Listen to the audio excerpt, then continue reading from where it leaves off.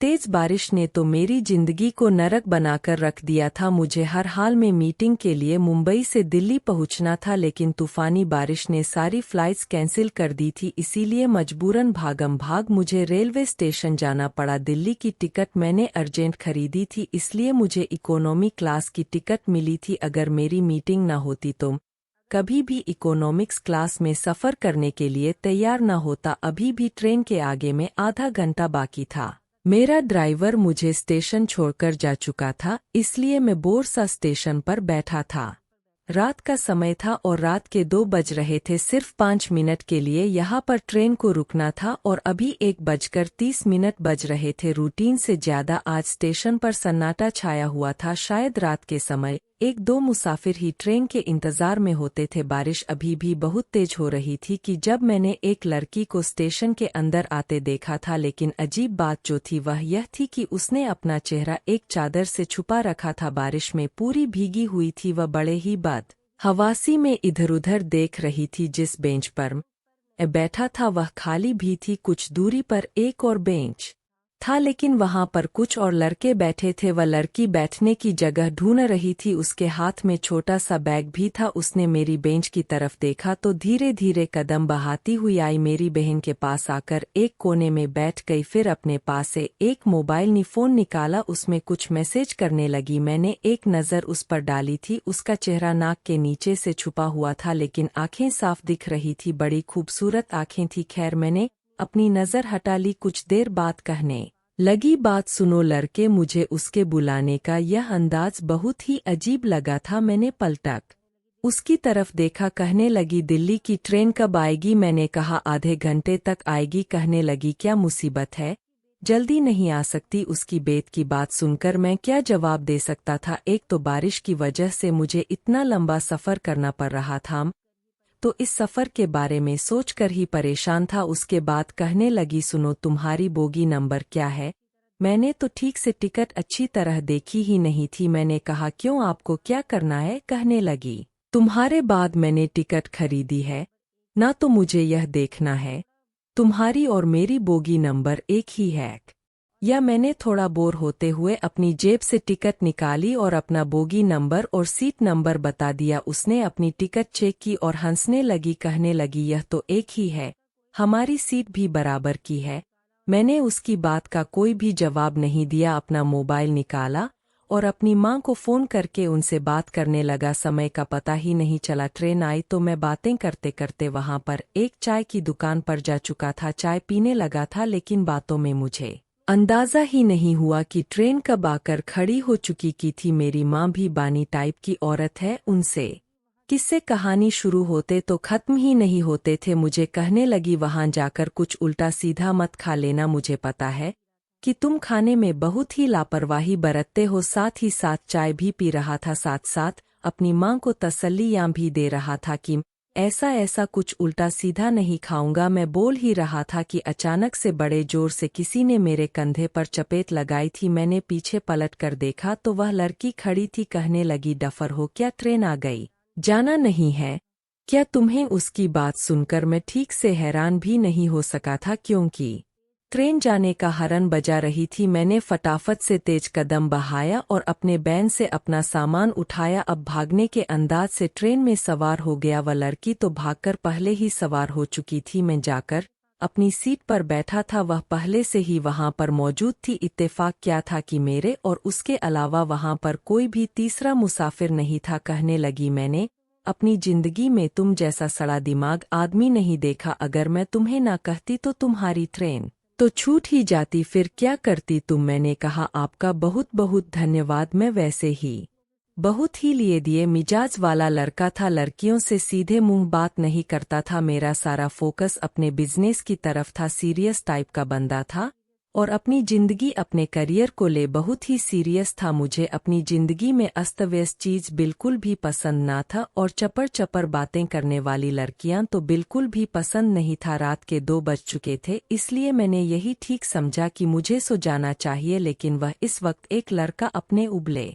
हुए अंडे की टोकरी उठाए ट्रेन में आवाज लगाने लगा। यह मेरा पहला ऐसा सफर था जो मैं इकोनॉमिक लास्ट में कर रहा था। मैंने अपनी जिंदगी में ट्रेन के सफ़र बहुत कम किए थे, ज़्यादातर तो मैं प्लेन का सफ़र ही करता था। जैसे ही वह नौजवान सा लड़का वहां से गुजर, वह लड़की उसे पुकारने लगी, कहने लगी, ओ अंडे वाले भाई जरा रुकना। वह फौरन से रुक गया। उसने उस लड़के से अंडा लिया, फिर पर से पैसे निकालने लगी। काफ़ी देर लगाने के बाद जब उसे पैसा नहीं मिले तो मुझसे कहने लगी, बात सुनो, तुम्हारे पास 2000 की नोट का खुला है क्या? मैंने नामे सिर हिला दिया। कहने लगी, अच्छा ऐसा करो, का नोट निकाल कर दे दो, जैसे ही हम देहरादून पहुँचेंगे मैं तुम्हारे 50 तुम्हें वापस लौटा दूंगी। पता नहीं वह लड़की कैसे किसी अजनबी से इतनी फ्रेंडली हो सकती थी। मैंने अपने जेब से पर्स निकाला और 50 का नोट उस लड़की को पकड़ा दिया। उसने अंडे वाले लड़के को पैसे दिए, उससे अंडे लेकर खाने लगी, फिर एक अंडा मेरी तरफ भी बहा दिया। कहने लगी, खा लो, लेकिन मैंने नामे सिर हिला दिया था। मैंने कहा, नहीं मुझे इसकी जरूरत नहीं है। कहने लगी कि जरूरत नहीं है, सर्दी कितनी है और सर्दियों की बारिश में इंसान को उबले अंडे जरूर खाने चाहिए, मेरी दादी बताती थी। मैंने कहा कि मुझे नींद आ रही है और मैं सोना चाहता हूँ। कहने लगी, तो मैं तुम्हें कब रोका है, सो जाओ। लेकिन तुम्हें देखकर पता नहीं क्यों यह लगता है कि जैसे पक्के मजनू हो। सच बताओ कि किसी लड़की से धोखा खाकर आए हो ना? उसकी इस तरह की बातों पर अब मुझे गुस्सा आने लगा था। मैंने कहा, आप अपने काम से काम रखिए, जब से बैठी है बोले जा रहा। मैंने आपसे पूछा कि आप अकेली क्यों सफ़र कर रही है? मेरे सख्त शब्दों पर वह कुछ गड़बड़ सी रह गई। कहने लगी, मत बताओ, मिर्ची क्यों चबा रहे हो? बंदा आराम से भी बात कर सकता है।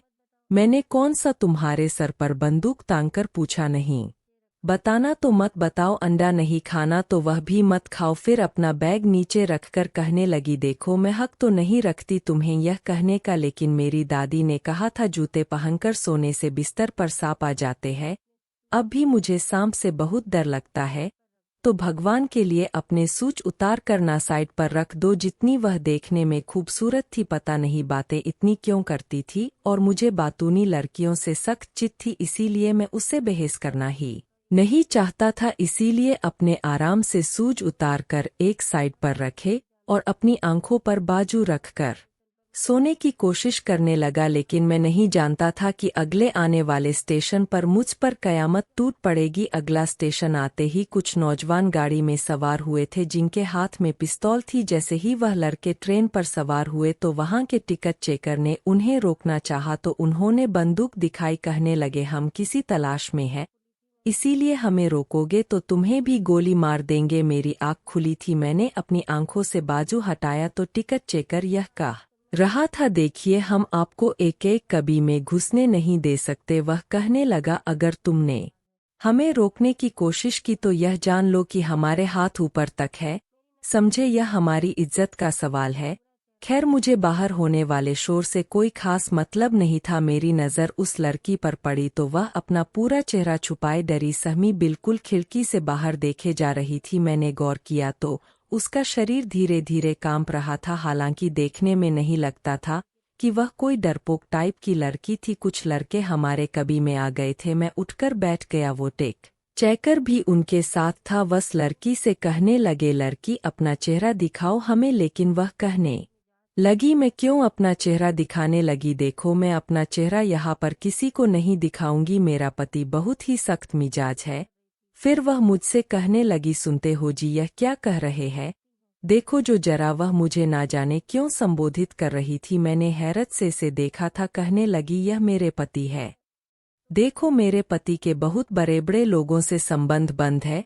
अगर तुमने मुझ पर चेहरा दिखाने की जबरदस्ती की तो यह तुम पर केस भी कर देंगे। मैं तो उस चालाक लड़की को देखकर हैरान हुआ था। फरेंस अपनी सीट से उठकर मेरे पास बैठ गई। मैंने कहा, क्या बदतमीजी है यह? उसने मेरा हाथ पकड़कर दबा दिया और आंखों में बिनती भर मुझे देखने लगी, जैसे कह रही हो कि उसकी इज्जत रख दूं। लेकिन मैं नहीं जानता था किसकी बात पर हामी भरना मुझे इतना महंगा पड़ सकता है। मैंने कहा, हाँ यह मेरी पत्नी है और मैं इस बात की अनुमति आपको नहीं देता कि आप मेरी पत्नी को यूं बेइज्जत करके उसका चेहरा देखने की कोशिश करें। वह लड़के अंदर आ गए। कहने लगे, पिछले 4 कभी हम देखकर आ चुके हैं। किसी भी पति ने अपनी पत्नी को दिखाने से इनकार नहीं किया। अगर वह सो रही है होती तब भी चादर हटाकर उसका चेहरा दिखाया था, हम यहाँ एक लड़की की तलाश में आए हैं जो कि घर से भागी है और हम उसके भाई हैं। हम उसे जिंदा नहीं छोड़ेंगे। हमें खबर मिली है कि वह इस ट्रेन में है। देखो, अगर तुम्हारे बड़े बड़े लोगों से संबंध है तो हमारे भी ऊंचे हाथ है। हर हाल में हम इस लड़की को देखकर ही जाएंगे। अगर यह लड़की हमारी बहन न हुई तो हम यहाँ से चुपचाप चले जाएंगे। इस पर इतना तमाशा बनाने वाली कोई बात नहीं है। अब मैं समझ गया था कि वह लड़की घर से भाग कर आई थी। मैं क्या कर सकता था? उन लड़कों ने लड़की से कहा कि तुम अपना चेहरा दिखाती हो या हम जबरदस्त तुम्हारे चेहरे से यह चादर हटा दे। अब तो उस लड़की का भांदा फूट जाएगा। मैंने सोचा कि इसे इतना बड़ा कदम नहीं उठाना चाहिए था। खैर, उस लड़की ने डरते डरते अपनी चादर अपने चेहरे से हटाई थी। उसका चेहरा देखते ही वो लड़के गुस्से में आ गए और उसके सर पर पिस्तौल तान दी। कहने लगे, क्या सोचा था तुमने? तुम हमारी आंखों में धूल झोंक कर भाग जाओगी। उस लड़की ने मेरा हाथ पकड़ लिया। कहने लगी, भाई, इससे शादी कर चुकी हूँ या मेरा पति है। यह सुना था कि मेरे होश हवा उड़कर रह गए थे। मैंने कहा, नहीं नहीं, मैंने ऐसा कुछ नहीं किया है। यह बात सुनकर वह कहने लगी, क्यों घबरा रहे हो? जो कुछ होना था वह हो चुका है। हम शादी कर चुके हैं, अब कुछ भी नहीं हो सकता। तुम डरो मत। मैंने उस लड़की को गुस्से से देखा। मैंने कहा, क्यों झूठ बोल रही हो? कहने लगी, डरो मत, सब कुछ संभाल लूंगी। फिर अपने भाई के पास जाकर खड़ी हो गई। कहने लगी, इस लड़के से शादी कर चुकी हूँ। आप जो कुछ मेरे साथ करना चाहते हैं कर सकते हैं। वह लड़के उस लड़की के साथ साथ मुझे भी अपने साथ घसीट कर ले गए। मैं बार बार कहता रहा कि मैंने इससे कोई शादी नहीं की है, यह झूठ बोल रही है। लेकिन वह कहने लगे, अभी ही कुछ देर पहले तो तुम खुद कह रहे थे, फिर आप क्यों उस बात से मुकर रहे हो? वह उस लड़की के साथ साथ मुझे भी अपने साथ ले गए। उस लड़की के 5 भाई थे और उसके चाचा और ताया भी थे। सारा खानदान एक बहुत बड़े से घर में रहता था। सारे ही मर्द मुझे घूर कर बैठ गए। मैं कहकर थक गया कि यह लड़की झूठी है, मेरे से कोई शादी नहीं हुई है। लेकिन वह लड़की बार बार यही कहे जा रही थी कि आप लोगों की डर की वजह से इनकार कर रहा है। और फिर कहने लगी, आप लोगों को हमें मार के क्या मिलेगा? वैसे भी यह कोई छोटा मोटा मामूली सा आदमी थोड़ी है, अच्छा खासा बिजनेसमैन है। देखो इसके कपड़े देखो, क्या कोई गरीब लगता है? उस समय मैं पेटकोट में रखा था, टाई भी लगा थी क्योंकि मुझे तो प्लेन में सफ़र करके मीटिंग के लिए जाना था। तेज बारिश की मजबूरी मुझे स्टेशन पर ले आई थी और वह लड़की मेरे होने का नाजायज फ़ायदा उठा रही थी। उसके चाचा और पापा मुझे मेरे काम के बारे में पूछने लगे। मैंने कहा कि मैं इस लड़की को कभी नहीं देखा। फिर मैंने उन्हें अपने बिजनेस का भी बता दिया। मुंबई शहर में जाने माने बिजनेसमैन में मेरी गिनती होती थी। यह सुनकर वह कहने लगे, फिर तुम्हें यूं भागने की क्या जरूरत थी? तुम ऐसे भी भेज देते, हम तुम्हारा रिश्ता स्वीकार कर लेते। मैं तो उनकी ही बात सुनकर हैरान हुआ था। मैंने कहा, आपको समझ क्यों नहीं आती कि आपकी बेटी झूठ बोल रही है? वह कहने लगे, देखो जो हो गया सो हो गया, लेकिन हम नहीं चाहते कि हमारी बच्ची भाग कर जाए। तुम मंदिर में शादी कर चुके हो, ठीक है, लेकिन हम अपनी पूरी बरादरी के सामने दोबारा से पूरे रीति रिवाज के साथ तुम्हारी शादी करवाएंगे ताकि सबको यह पता चल सके कि जो कुछ हुआ है हमारे रजाबंदी से हुआ है। क्योंकि सुभांग की और तुम्हारी शादी की खबर अभी किसी के पास नहीं पहुंची है।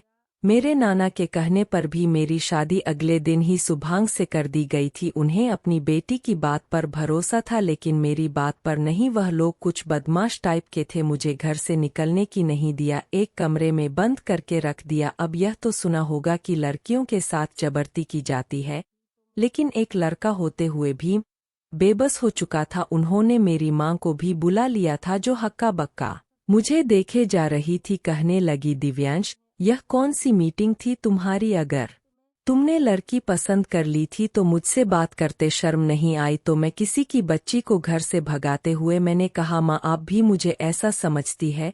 कहने लगी, सब कुछ तुम्हारे सामने है और क्यों क्या समझूं मैं तुम्हें? चुप रहने से ही भलाई समझी थी। उस लड़की के नाटक में उसके 2 मिनट का साथ देना मुझे बहुत महंगा पड़ गया था। शादी के बाद मुझे उस लड़की को विदा कर अपने घर भी लाना पड़ा। पूरे रास्ते में उस लड़की से कोई बात नहीं की थी क्योंकि मेरी मां भी गाड़ी में मौजूद थी। यह सोचा था कि कमरे में ले जाकर उसकी अच्छे से खैर खबर लूंगा। यह क्या खेल खेला है? उसने मेरे साथ यह क्या तमाशा बनाया है? लेकिन जैसे ही मैं कमरे में दाखिल हुआ वह लड़की हंस रही थी, कहने लगी शुक्र है सब कुछ ठीक हो गया है, वरना मुझे तो लगा था मेरे घर वाले मुझे जान से ही मार देंगे। फिर कहने लगी तुम तो बहुत दौलतमंद थे इसीलिए मेरे घर वालों ने कुछ नहीं कहा। मैंने कहा तुम्हारा दिमाग तो ठीक है, यह क्या खेल खेला है तुमने मेरे साथ? तो कहने लगी मेरी मजबूरी थी, असल में मैं किसी लड़के से मोहब्बत करती हूँ, लेकिन प्रॉब्लम यह थी कि वह अमीर नहीं है। मैं जानती थी मेरे घर वाले कभी भी मेरी शादी उससे नहीं करेंगे। फिर कहने लगी कि मैं उसकी खातिर घर से भाग गई थी, लेकिन वह स्टेशन पर आया ही नहीं था। इससे पहले कि स्टेशन पर पहुंचता ट्रेन आ चुकी थी, इसलिए मुझे ट्रेन में चढ़ना पड़ा। फिर उसका मैसेज आया कि वह मुझे दिल्ली में ही मिलेगा, लेकिन इससे पहले मेरे भाई मुझ तक पहुंच गए। मेरे पास और कोई रास्ता नहीं था, इसीलिए मैंने तुम्हारे साथ ही यह नाटक किया था, क्योंकि तुम्हारा हुलिये से ऐसे लगता था कि तुम कोई बहुत ही अमीर आदमी हो। मेरे पास इस वक्त और कोई और चारा नहीं था, इसीलिए सोचा कि अगर मैं तुम्हारी पत्नी बनने का नाटक करूंगी तो मेरे घर वालों को कोई ऐतराज नहीं होगा कि तुम निश्चित रहो यह शादी सिर्फ कागजी शादी रहेगी। उस लड़की ने बड़े आराम से मुझे अपनी मकसद के लिए इस्तेमाल किया था। मुझे उस पर जितना भी गुस्सा आता उतना कम था। मैंने कहा क्या तुमने मुझे पागल समझ रखा है? जब तुम चाहोगी मुझे इस्तेमाल करोगी, अब इस्तेमाल होता रहूंगा। वह कहने लगी देखो यह मेरी सबसे बड़ी मजबूरी थी, तुम्हें क्या फर्क पड़ता है? तुम एक मर्द हो, जब चाहे तलाक दे सकते हो, दूसरी शादी कर सकते हो, लेकिन मेरे माँ बाप मेरी शादी कभी भी उस लड़के से नहीं कर सकते। क्या इंसान का गरीब होना इसका सबसे बड़ा ऐब है क्या? इस वक्त वह लड़की काफी सीरियसली बातें कर रही थी, आंखों में भी आंसू झिलमिला रहे थे। खामोश हो गया। मैंने सोचा कि मेरा बाकी कुछ नहीं गया था। यह कहकर उस लड़की ने अपने बैग से सादा सी ड्रेस निकाला और वॉशरूम में चली गई। मैं भी आराम से बेड पर लेट गया। वॉशरूम से बाहर आई तो सादे से कपड़ों में सोफे पर जाकर लेट गई। कुछ दिन यूं ही गुजर गए थे। फिर मैं उसे कहा कि कहाँ है तुम्हारा आशिक? कहने लगी कि उसके पापा बहुत ही सख्त है और उन्हें भी शक हो गया है कि वह मुझसे मोहब्बत करता है। फिर कहने लगी असल में मेरे गुंडे हैं ना, तो हर कोई डरता है उनसे, इसीलिए उनके पापा ने उस पर शक्ति की है। अभी वह मुझसे शादी नहीं कर सकता, लेकिन तुम देखना एक दिन उसके पापा का शक खत्म होगा तो तुम मुझे तलाक दे देना और फिर वह लड़का मुझसे शादी कर लेगा। तुम्हारी भी जान छूट जाएगी और मैं भी अपने नितिन के पास चली जा। यह बात तो बड़ी खुश होकर बता रही थी। अब मुझसे अक्सर नितिन की बातें करने लगी थी कि वाह लड़का बहुत अच्छा है, उसके साथ यूनिवर्सिटी में पढ़ता था, लेकिन अभी उसकी जॉब नहीं लगी है, अपनी जॉब के चक्कर में भागदौड़ कर रहा है।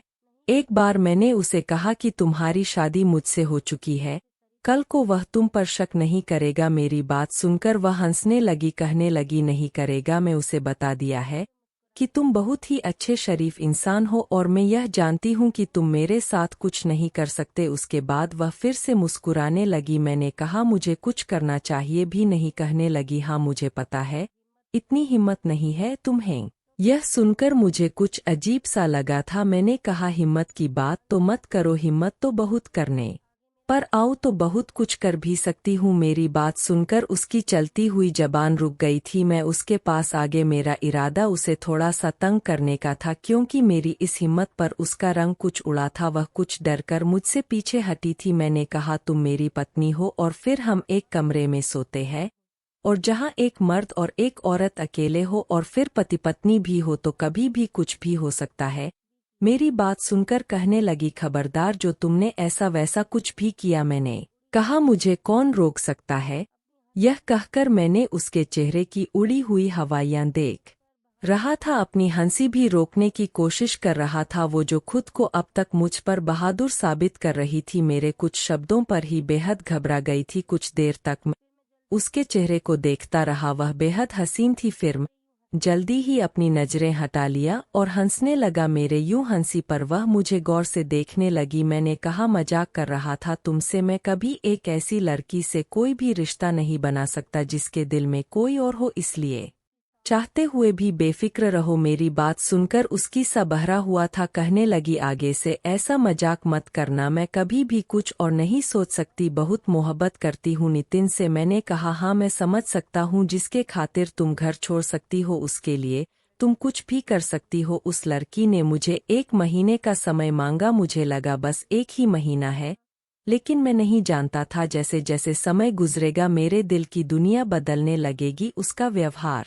मेरी माँ के साथ बहुत दोस्ताना था, दोनों ही बानी टाइप की थी। मेरी माँ उसके आज आने पर बहुत खुश थी। मेरे साथ भी वह बड़ी बेतुकी बातें करती रहती थी। एक बार मैं कमरे में आया तो वह चिप्स खा रही थी, जमीन पर चिप्स के रैपर भी पड़े हुए थे, कमरे का हुलिया भी कुछ बिगड़ा हुआ था और वह टीवी पर मूवी देख रही थी। मैंने कहा, यह सब कुछ क्या है, तुम्हें तमीज है? ऐसे रहते हैं? कमरे में कुत्ता भी अपनी जगह पर बैठे तो उसे जगह को साफ करके बैठता है। मेरी बात सुनकर हंसने लगी, कहने लगी, मैं जानवर नहीं हूँ और वैसे भी मुझे ऐसे लोग बिल्कुल पसंद नहीं है, क्योंकि किसी मशीन की तरह से जिंदगी गुजारने, घड़ी की सुई के अनुसार सांस ले। कभी कभी जीवन में अस्त व्यस्त होना भी अच्छा लगता है। तुम्हें तो जिंदगी गुजारने का जंग ही नहीं है। मैंने कहा, जमीन पर खाने पीने की चीज फेंकना, कमरे का हुलिया बिगड़ता, क्या यह ढंग है जिंदगी जीने का? वह कहने लगी, कभी तुमने अपनी जिंदगी का पर गौर किया है? तुम्हारी जिंदगी में कोई जान ही नहीं है, बस सीधा सीधा ऑफिस जाते हो, ऑफिस से घर आते हो, हर चीज तुम्हें परफेक्ट मिल जाती है और तुम इसी में खुश हो। कभी एक दिन मेरे साथ मेरे तरीके से जिंदगी गुजार कर देखो, तुम्हें पता चलेगा जिंदगी क्या होती है। मैं उसकी बातें सुनकर हैरान हो रहा था। अगले दिन संडे था। मैंने कहा, ठीक है, कल का दिन मैं तुम्हारे साथ गुजार कर देख लेता हूँ, मुझे भी तो पता चले कि तुम्हारे नज़दीक जिंदगी क्या है। मेरी बात सुनकर वह बेहद खुश हुआ था, कहने लगा, कल का दिन तुम्हें अपनी जिंदगी का यादगार दिन लगेगा। मैंने कहा, देखते हैं। यह कहकर बेड से तकिया उठाया और उसके हाथ में दबाए। मैंने कहा, जाओ जाकर अपनी जगह पर सो जाओ। वह सोफे पर जाकर लेट गई। अगले दिन सुबह सुबह उसने मुझे उठा दिया, मुझे अपने साथ समंदर के किनारे ले गई। समंदर तो मैं पहले भी बहुत बार गया था, लेकिन शुभांगी के साथ पहली बार गया। उसकी मर्जी से ही मैंने एक ट्राउजर और शर्ट पहनी हुई थी, वरना बाहर निकलते हुए भी अच्छे से तैयार होकर निकलता था। आम कपड़ों में कभी नहीं जाता था समंदर पर। इस वक्त बहुत कम भीड़ थी। समंदर देखकर तो उसके चेहरे की खुशी देखने लायक थी। मुझसे कहने लगी, आओ ना पानी में चलते हैं। मैंने कहा, नहीं, मुझे यह पसंद नहीं है, दूर से ही समंदर देखना पसंद करता हूँ। वह मेरे पास आई और बड़े प्यार से मेरा हाथ पकड़कर कहने लगी, आज मेरी जी से जिंदगी गुजार कर देखो, तुम्हें बहुत अच्छा लगेगा। यह कहकर वह मुझे पानी में ले गई। पानी जब मेरी एड़ियों से कुछ ऊपर पहुंचा तो मेरा उसका हाथ पकड़कर रोक दिया। मैंने कहा, सुभांग, बस यही तक ठीक है, इससे आगे जाना मैं नहीं चाहता, क्योंकि मुझे गहरे पानी से कुछ डर महसूस होता था। अब एक मर्द था तो इस बात का इजहार तो कर नहीं सकता था। वह कहने लगी, इसके बाद ही तो समंदर में जाने का मजा आता है। आओ ना, मैं हूँ तुम्हारे साथ, कुछ नहीं होगा, तुम्हें इतना डरने की जरूरत नहीं है। उसके बात सुनकर मुझे हैरत हुई थी, मेरी हालत को वह कैसे समझ गई थी। मैंने कहा, मैं डरता नहीं हूँ। कहने लगी, मैं जानती हूँ, तुम्हारे चेहरे पर साफ लिखा है कि तुम्हें पानी से डर महसूस होता है। वह मुझे गहरी पानी में ले गई। मुझे गुस्सा उस समय आया जब उसने पानी की छींटे मुझ पर उड़ाई थी, बिल्कुल बचकाना हरकतें थी उसकी। मैंने कहा, यह क्या बदतमीजी कर रही हो? कहने लगी, लाइफ एंजॉय करो। वो बार बार मुझ पर पानी फेंके रही थी। पहले तुमने उसे मना किया, वो नहीं मानी, तो मैं भी उस पर पानी फेंकना शुरू कर दिया। जिंदगी का नया रंग देखा था मैंने, उसके खूब साथ एंजॉय किया। पानी से बाहर आने के बाद मुझे गोलगप्पे के ठेले पर ले गई। 12 से 1 गोलगप्पे की 2 प्लेट बनवाकर। मैंने कहा, मैं यह नहीं खाऊंगा, मैं कभी भी ठेले की चीज नहीं खाता, हमेशा एक अच्छे रेस्टोरेंट से खाता हूँ। तुमने खाना है तो तुम शौक से खा सकती हो। कहने लगी, यही तो प्रॉब्लम है तुम्हारी, तुमने अपने आप को बस बंद कर रखा हुआ है। ब्रांडेड पानी पीना है और अच्छे महंगे रेस्टोरेंट से खाना खाना है। ऐसा नहीं होता तो मेरे साथ मुकाबला करो, जो हम दोनों में से पहले गोलगप्पे खत्म करेगा, हारने वाला उसकी एक बात जरूर मानेगा। पता नहीं क्यों, लेकिन मैं उसकी बात पर तैयार हो गया। मुझे उम्मीद नहीं थी कि मैं उससे जीत गया था। मुझे पूछने लगी, बताओ मैं तुम्हारी क्या बात मानूं? मैंने कहा अभी नहीं, समय आने पर बताऊंगा। रात तक मैंने पूरा समय इस भांगी के साथ ही गुजारा था। एक आम से होटल में खाना खाया था जो बहुत ही मजे का था। पानी स्टील के गिलास से पिया, वह भी नलकेरी चीज। मुझे खिलाने के बाद कहती, देखो तुम्हें कुछ भी नहीं हुआ, यह तो बड़े बड़े रेस्टोरेंट होते हैं ना, यह भी खाना ऐसे ही बनाते हैं, बस अच्छी प्लेट में हमारे साथ सामने पेश कर देते हैं, तो हमें लगता है कि सफाई सुथरा का ख्याल रखा गया है। लेकिन अगर तुम उनके किचन जाकर देखो तो इस ढाबे वाले से भी ज्यादा गंदे होते हैं। उसने मुझे जिंदगी एक अलग नज़र से दिखाई थी। वह बहुत ही अच्छी थी। वह पहली बार मुझे लगा बाकी मैं जिंदगी को जिया है, गुजारा नहीं है। उसके बाद मेरी दोस्ती शुभांगी से बनने लगी थी। वो मुझे अच्छी लगने लगी थी। एक बार मुझसे कहने लगी, तुम्हें पता है नितिन, मुझे आम जिंदगी जी का जंग सिखाया है, वरना मैं भी बहुत डरती थी अपने भाइयों से। हमारे घर का माहौल बहुत सख्त था। फिर नितिन की तारीफ में करने लगी, उसके बारे में बातें करने लगी। लेकिन पहली बार मुझे उसके मुंह से नितिन नाम बुरा लग रहा था और मुझे उसकी बातें भी बुरी लग रही थी। मैंने कहा, शिवांगी तुम मुझे नितिन की बातें मत किया करो। मेरे यूं कहने पर वह हैरान थी। कहने लगी, क्यों ना कहूँ, हम दोस्त हैं ना, तुम भी अपनी किसी गर्लफ्रेंड का किस्सा मुझे सुना सकते हो। मैंने कहा, मेरी जिंदगी में कोई लड़की नहीं है, मैंने कभी किसी लड़की को गौर से देखा ही नहीं, बस तुम नितिन का जिक्र मेरे सामने मत किया करो, मुझे अच्छा नहीं लगता। वह कहने लगी, क्यों क्यों अच्छा नहीं लगता? उसके सवाल पर मैं उसकी आंखों में देखने लगा। उसे कह नहीं सकता था कि मुझे नितिन से जलन सी महसूस होने लगी है। मैंने कहा, छोड़ो इस बात को, तुम यह बताओ कि अगर तुम्हारी जिंदगी में नितिन न आता और मेरा रिश्ता तुम्हारे लिए आता तो तुम क्या करती? मैं जानना चाहता था वह मेरे बारे में क्या सोचती है, मैं उसे कैसा लगता हूँ। पता नहीं क्यों यह तमन्ना मेरे दिल में जागी थी, लेकिन बेबस मेरी बात पर वह मुझे गौर से देखने लगी। उस वक्त तो वह मेरे साथ बैठी भुट्टा खा रही थी। कुछ देर के लिए वह मुझे बड़ी ही गौर से देखने लगी। कहने लगी, अच्छे खासे हो तुम, अगर मेरी जिंदगी में नितिन न आता तो तुम मुझे पसंद आ जाते। Not a bad choice. उसके जवाब में तो मेरे दिल को एकदम सुकून दिया था। मैं नहीं जानता था मैं क्यों खुश हुआ था, लेकिन मैं बहुत खुश था। मेरे लिए यह दिन एक यादगार दिन बन चुका था। मेरा दिल किसी और राह पर धड़कने लगा था। शुभांगी बहुत अच्छी लड़की थी। मुझे एक बार अपनी स्टडी रूम में रात को काम में बिजी था जब मुझे कमरे से शिवांगी के चिल्लाने की आवाजें आई। मैं फौरन से स्टडी रूम से बाहर आया और अपने कमरे में तेजी से कदम बहाकर पहुंचा था। जैसे ही मैंने दरवाजा खोला, अंदर पहुंचा शुभांगी की बहुत ज्यादा घबराई हुई थी और एकदम भागकर मेरे सीने से लग गई। कहने लगी, दिव्यांश कमरे में छिपकली है और मुझसे छिपकली से बहुत डर लगता है। सामने देखो, छत पर है। जिसे देखकर ही शायद वह चिल्लाई थी। मैंने ऊपर छत की तरफ देखा तो छिपकली लगी हुई थी। उसके अचानक से मेरे सीने से लग जाने से मेरे अंदर तो जैसे उधम समझ गया था। मेरा दिल जोर जोर से धड़क रहा था और तो शुभांग के दिल की धड़कने में अपने अंदर सुन रहा था। ना चाहते हुए भी मैंने उसे अपनी बाहों के घेरे में भर लिया था। मैंने कहा, तुम मेरे साथ हो तो मैं डरने की जरूरत नहीं है, मैं हूं ना। वह कह रही थी, मुझे बहुत डर लग रहा है। एकदम ही कमरे की लाइट भी बंद हो गई थी, बल्कि पूरे इलाके की ही लाइट जा चुकी थी। जनरेटर भी खराब था, वैसे भी मौसम सर्द था।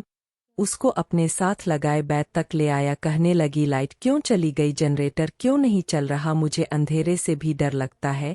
मैंने कहा, खराब है, कल ही मुझे नौकर ने बताया था मौसम सर्द है, इसीलिए मैंने इस बात पर ज्यादा ध्यान नहीं दिया था, लेकिन मुझे नहीं मालूम था कि आज लाइट भी चली जाएगी। कहने लगी, छिपकली मुझ पर गिर गई तो मैंने कहा, आज कुछ नहीं होगा, मैं हूं ना। मैंने मोबाइल की लाइट ऑन कर दी। छिपकली सोफे के बिल्कुल ऊपर छत पर चिप हुई थी और शुभांग मेरे साथ लगी हुई थी। मेरा तो जी चाह रहा था कि समय यूं ही थम जाए। अंदर से मेरे दिल का शोर मेरा चैन छीन रहा था। कह रहा था, तुम्हारी पत्नी है, तुमने इसकी मांग पर सिंदूर भरा है, साथ में फेरे भी लिए हैं, तुम पर पूरा करते हो, अपनी मोहब्बत दोगे तो भूल जाएगी नितिन को। लेकिन ना चाहते हुए भी मैं उसके साथ कोई शर्त ना कर सका। मैं शुभांग को खुद से पीछे किया, उसे कहा कि तुम सो जाओ, मैं खिड़की खोल देता हूँ, यह चिपकली बाहर चली जाएगी। लेकिन उसने मेरा हाथ पकड़ लिया, कहने लगी आज सोफे पर नहीं लेट होंगी, यही बेड पर आपके साथ लेट जाती हूँ क्योंकि मुझे बहुत डर लग रहा है।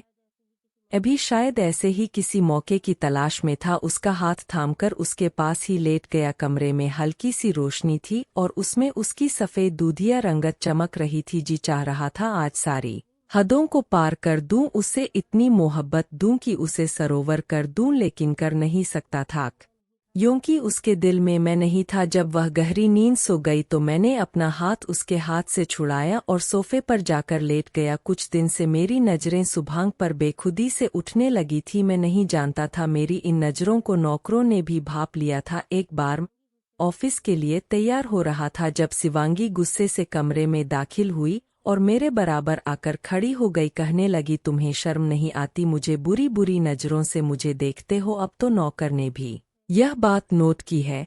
कितनी बुरी बात है, मैं तुम पर कितना भरोसा करती थी। मैंने कहा कैसी नज़रों से देख रहा हूँ तुम्हें, बताओ मुझे क्या कहा है। नौकरों ने कहने लगी कि तुम मुझे री आंखों से देखते हो, तुम घर के नौकरों का भी ध्यान नहीं है और मुझे खुलेआम मोहब्बत से निहारते रहते हो। मैं गीता को तो यह कहकर समझा दिया कि वह मेरा पति है तो मुझे कैसे भी नज़रों से देख सकता है, लेकिन उसे यह थोड़ी पता है कि हमारा रिश्ता सिर्फ कागजी रिश्ता है। लेकिन तुम भी तो जानते हो तुम्हें अपनी मर्यादा में रहना चाहिए। उसके बाद पर मैं उसकी और भी करीब गया। मैंने कहा गौर से देखो मुझे, मैं तुम्हें भंगा लगता हूँ, कैसे तेरी आँख से देख सकता हूँ। तुम्हें कोई भी कुछ भी कहेगा और तुम उसकी बात मान लोगी। मैं तुम्हें सिर्फ दो तरह से देखता हूँ, एक बहुत इज्जत से और दूसरा मोहब्बत से। अब बताओ मैं बुरी नज़र कौन सी है। मेरी बात सुनकर पहली बार वह नर्वस हुई थी, फौरन से कमरे से बाहर निकल गई। अभी मुस्कुराने लगा था लेकिन कुछ ही दिन बाद उसने धमाका मेरे सर पर किया था। मैं कमरे में आया तो बहुत ही खूबसूरती से साड़ी पहनकर तैयार थी। मेरा दिल तो उस पर देखकर बेईमान होने लगा था। कहने लगी बताओ कैसी लग रही हूँ। मैंने कहा बहुत अच्छी लग रही हो। कहने लगी पता है नितिन का फ़ोन आया था, वह कह रहा था उसे नौकरी मिल गई है, आज ने मुझे खाने पर बुलाया है, कह रहा था अपने माँ बाप को भी जल्दी राजी कर लेगा। बस मैं अब कुछ ही दिन की मेहमान हूँ तुम्हारे पास, फिर हमेशा के लिए चली जाऊंगी। यह सुना था कि मेरे दिल पर एक घूंसा सा लगा था। मैंने अपनी नज़रों से फौरन उस पर से हटा ली थी। मेरा दिल बड़ी बेचैनी से धड़क रहा था, मैं नहीं चाहता था कि वह कहीं जाए। कहने लगी ऐसा करो तुम मुझे रेस्टोरेंट तक छोड़ दो या फिर ड्राइवर से कह दो कि वह मुझे छोड़ देगा। शाम के 8 बज रहे थे तो मैं इसीलिए घर आ गया था कि आज शुभांगी के साथ कहीं लॉन्ग ड्राइव पर जाऊंगा, लेकिन उसकी बातें सुनकर मैं रुक गया था। मैं नहीं चाहता था कि वह अपने उस हसीन रूप के साथ नितिन के सामने जाए। पता नहीं क्यों मुझ पर बेचैनी सी छाई थी। अब खुद पर ज्यादा कंट्रोल नहीं कर सकता था, मेरे अंदर के जज्बात कंट्रोल से बाहर हो चुके थे। ने उसके दोनों बाजू से पकड़कर गुस्से से कहा कि नहीं जाओगी शुभांग, तुम मेरी पत्नी हो, तुम्हें इतनी हसीन रूप में देखने का हक सिर्फ मेरा मैं नहीं चाहता कोई और तुम्हें देखे, तुम्हारा हुस्न सिर्फ मेरे लिए मैं तुम्हें कहीं जाने नहीं दूंगा। कहने लगी तुम्हारा दिमाग तो ठीक है, मैं तुम्हें तलाक देना चाहती हूँ, तुम जानते हो सब कुछ एक नाटक था। मैंने कहा मैं तुम्हें कभी भी तलाक नहीं दूंगा, समझी, भूल जाओ नितिन को अपने दिल से, उसे निकाल दो। अभी कुछ बोले जा रहा था, वह आंखें फाड़े मुझे देख रही थी। उसने मुझे खुद से आज़ाद किया। कहने लगी पागल हो गए हो क्या, मैं तुम्हें पहले भी कह चुकी थी कि मैं तुमसे मजबूरी में शादी की थी। मैंने कहा तो मैं क्या करूं, मेरा दिल नहीं मानता, मैं तुम्हें तलाक नहीं दे सकता शुभांगी, कभी भी नहीं दे सकता। यह कहकर मैं कमरे से बाहर आ गया, स्टडी रूम में आकर बैठ गया और सिगरेट पीने लगा। कुछ देर बाद ही वह मेरे कमरे में आई थी, काफी गुस्से में भी थी, रो रो कर आंखें भी लाल कर चुकी थी। कहने लगी मर जाऊंगी नितिन के बगैर, उससे मोहब्बत की है, तुमसे नहीं दिव्यांश, मुझे तलाक चाहिए। मैं बड़ी मुश्किल से यह बात बर्दाश्त की थी, अपने आंखों में आने वाले आंसुओं को रोक नहीं पा रहा था, मेरी आंखों से आंसू छलक ही पड़े। मैंने कहा ठीक है, तुम्हें तलाक चाहिए, 2 दिन के लिए अंदर अपनी नितिन से कहो कि अपने माँ बाप को राजी कर ले, मैं अब और आजमाइश नहीं देख सकता, मेरी मोहब्बत मेरी प्रॉब्लम है, लूंगा, लेकिन मैं तुम्हें बार बार अपनी नज़रों के सामने रखकर अपने घर पर नहीं रख सकता। मैंने कहा जाओ यहाँ से, मेरे सामने मत आना। कहने लगी मेरा मकसद तुम्हारा दिल तोड़ना नहीं था। मैंने कहा सुभांग जाओ यहाँ से, मुझे नहीं पता तुम्हारा क्या मकसद था, लेकिन तुम्हारा मकसद पूरा करने के लिए नहीं हूँ। एक जीता जागता इंसान हूँ, सीने में दिल भी है और जज्बात भी। आसान नहीं होता एक मर्द के लिए अपने हक में आई हुई लड़की के साथ एक ही कमरे में ना उसे छुए, उसके साथ रहना, लेकिन मैं ही आजमाइश दिया है। लेकिन अब और कोई आजमाइश नहीं दे सकता। या तो मेरी जिंदगी से हमेशा के लिए चली जाओ या फिर मैं तुम्हें कभी भी जाने नहीं दूंगा। 2 दिन का समय है तुम्हारे पास। मेरी बात सुनकर वह कमरे से बाहर चली गई थी। मैंने पूरी रात स्टडी रूम में सिगरेट पी कर गुजारी थी। अगली सुबह मुझे बुखार हो गया था, लेकिन मैं सुभांग की के कमरे में नहीं गया था, गेस्ट रूम में जाकर लेट गया था। बुखार बहुत तेज था, इसीलिए मैं कुछ बेहोशी की हालत में था। मुझे लगा जैसे मुझे माथे पर कोई पानी की पट्टियां रख रहा है। देखा तो सुभांगी थी। मैंने गुस्से से उसका हाथ झटक दिया। मैंने कहा क्या करने आई हो, अब जाओ यहाँ से। वह कहने लगी तुम्हें बहुत तेज बुखार है। मैंने कहा मर तो नहीं गया ना, मैं मर भी जाऊं तो तुम्हें कोई फर्क नहीं पड़ेगा, जाओ यहाँ से। मेरी बेरुखी पर वह आंसू बहाते हुए बाहर चली गई थी। अभी क्या करता इंसान था, पत्थर तो नहीं था। या मेरा बुखार कुछ कम हुआ तो मैं कमरे से बाहर आया। नौकरों से पता चला कि वह घर से जा चुकी है। 2 दिन मैं बड़ी मुश्किल से काटे थे, समझ गया था वह अब वापस नहीं आएगी। मैं अपने वकील से डिवोर्स पेपर तैयार करने के लिए कह दिया था। मेरी माँ अलग परेशान थी मुझसे, कहने लगी कब तक शुभांगी मायके बैठी रहेगी, मुझे तो अपना घर खाली खाली सा लग रहा है। दिव्यांश जाओ उसे वापस लेकर आओ। मैंने कहा माँ अब वह कभी वापस नहीं आएगी। कहने लगी क्यों नहीं आएगी। मैंने कहा माँ मेरा शुभांगी से झगड़ा हो गया है और मैं उसे तलाक दे रहा हूँ। मेरी बात सुनकर मेरी माँ चौंक उठी थी और मेरे मुंह पर एक थप्पड़ मार दिया। कहने लगी जरा सी बात पर तलाक दोगे, उसे जान ना ले लूंगी मैं तुम्हारी। मैंने कहा माँ मेरी जान ही तो निकल चुकी है, पता नहीं क्यों वह मेरी जिंदगी में आई थी, मेरा सब कुछ छीन कर जा चुकी है।